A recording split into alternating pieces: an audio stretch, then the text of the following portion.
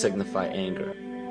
Just as music from the radio is a physical manifestation of an intangible signal, our experience of emotion is the physical manifestation of an intangible signal as well. It has been shown that our emotions have a vibratory frequency to them. Furthermore, there are only two emotions that humankind experiences: fear and love. All other emotions branch either directly or indirectly from these two emotions. Fear has a long and slow frequency vibration to it, while love has a very rapid and high frequency. To show that vibration is the very foundation of existence, Hans Jenny developed what is known as cymatics in the 1940s to show that when vibrations of sound are passed through a form of media, there is a set pattern that will follow. When the frequency increases, the media develops into a more complex pattern.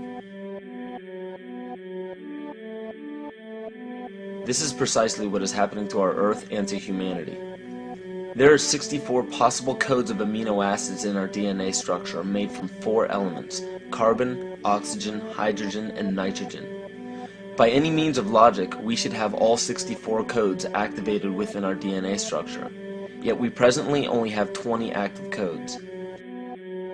And of these 64 possibilities, it appears that only 20 of these codes are turned on right now for us, the 20 amino acids. There is a switch that turns off and turns on where those coding sites lie, and that the switch for that turning off and turning on is what we call emotion. And this is the first time that we've ever seen the patterns of emotion directly physically linked to human genetic material.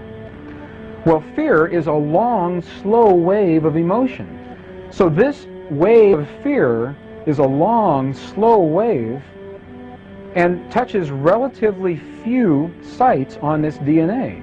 So an individual living in fear is limited to the number of antennae that they have available to them, whereas an individual living in the pattern of love, this is love in DNA, you can see it's a higher frequency, shorter wavelength. We have many more potential sites for coding along that genetic pattern.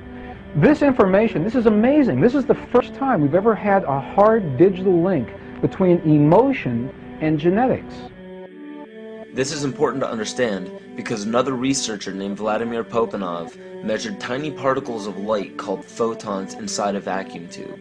The photons were scattered as expected. A sample of DNA was then entered into the vacuum tube and they measured the photons again. They found that the particles of light aligned themselves along the axis of the DNA.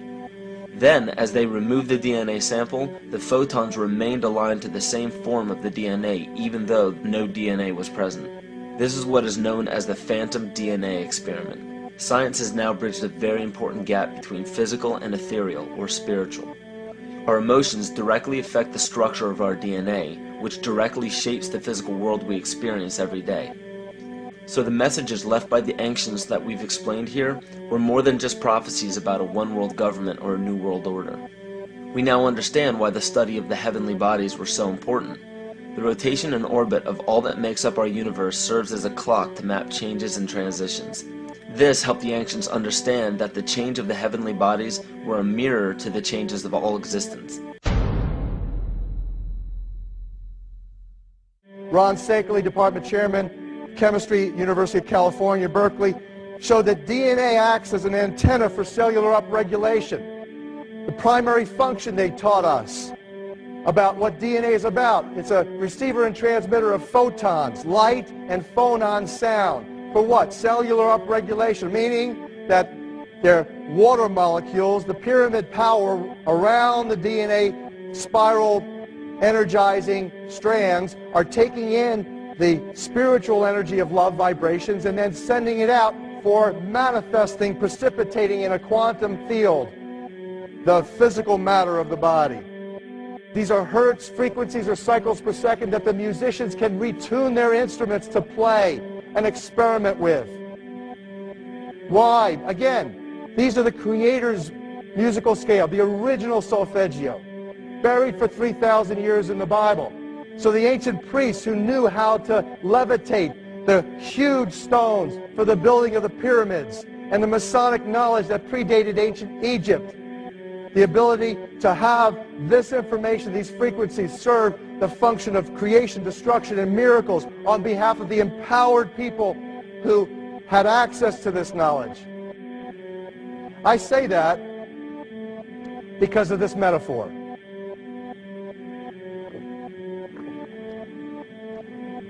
This is the difference between the power of our Creator and anything else, particularly evil.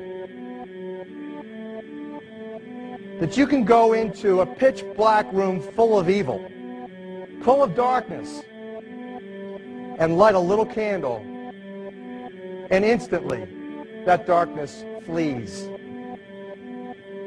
But you can't do the opposite. You can't go into a well-lit room full of truth and wisdom and righteousness and joy and health and harmony with the universal power. And you can't take any amount of darkness and go into that well-lit room and have any effect whatsoever. That is the metaphor which I frequently think of when I think that I'm not empowered. It is the greatest lesson for me, and I think for everybody else, to know that we're on the winning side and that we win in the end. As you are watching this, understand that it is not a fight to be fought. It is not a war to be waged. No gun rights have to be exercised. Not a finger has to be lifted. Most people wonder how one person can make a difference.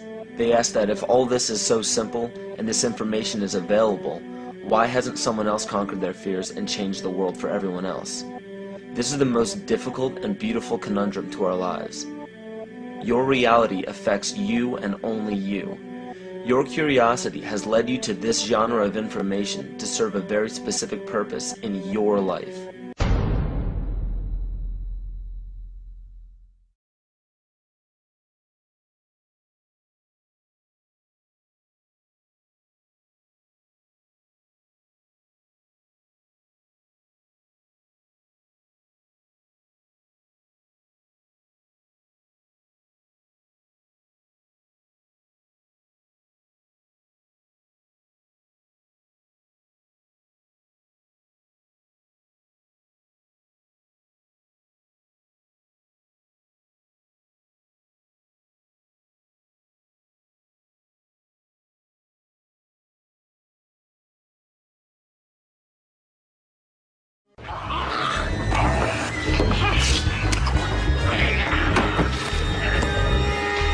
So who is in control? Huh? Are you? Am I? The guards outside? The warden in his office? Yeah? Who's in control? Testing, testing, testing. 1, 2, 3, 4. Dr. Ethan Powell interviewing Dr. Theo Calder. Now, this will be a very simple test. Pass or fail, life or death. You ready, Joe? Now, you write on this paper what I have taken from you. What have you lost? Write it! Write it! Wrong! Never had control. You only thought you had it. An illusion, tabby bourgeois. And what do you control? For sure, huh? The volume in your stereo, the air conditioning in your car? What else? What else? All right. Another chance. You were nervous. Too much pressure. Try again. What have you lost? What did I take? Write it. Write it!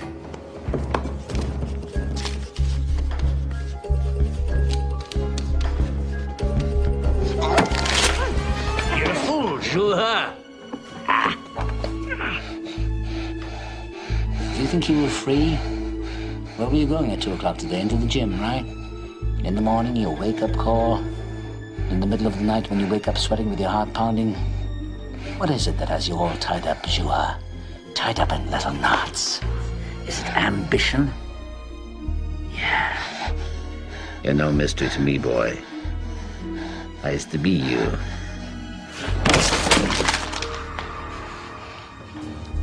Okay. One last chance. You think I won't do it? That's one psychiatrist less to the world. I'm already deep in the pit, so what can they do to me? Last try. Get it right. What have you lost? What did I take from you? Write it.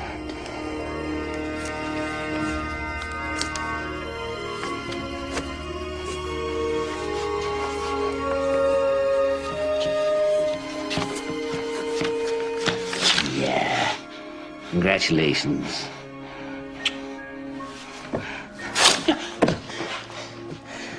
You're a student after all. And you've lost nothing but your illusions and a little bit of skin. I want to finish this. Finish what?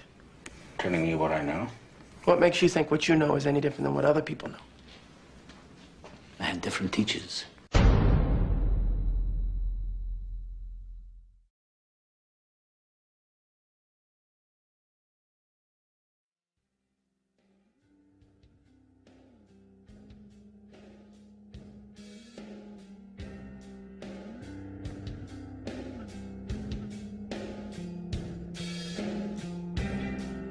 When we hear, we either accept or reject, or we translate what we hear according to our knowledge, our background,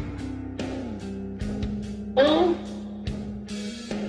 we compare what is being said to what is already known, or we oppose one idea by another. All these characteristics of hearing denies the act of listening. When one listens, there is no comparison, there is no acceptance or rejection. That very act of listening brings about a total attention in which you see the totality and the whole significance and structure of what is being said. The quality of listening is attention. And when you attend totally, with your whole mind, with your heart, with your nerves, with your eyes and ears completely, intensely listen, when you give your whole attention to something, that is, when you are completely listening, in that state of attention,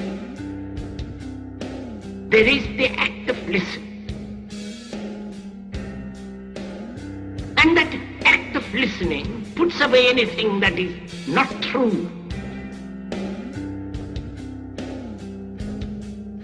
You listen to the totality of the thing. When you attend, there is no borders of inattention. And that act of listening is really a miracle. Perhaps it's the greatest miracle. When one can listen totally, without any defense, without any barrier. Then one can look. Then one can listen. Look, sir, if I want to understand what you are saying,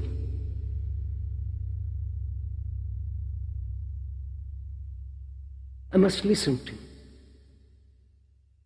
I must listen to you with affection, with care, with attention.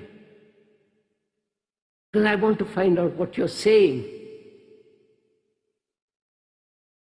But if I say, yes, I agree with you, I've heard this before, or you're saying something new which is impossible, you're not listening.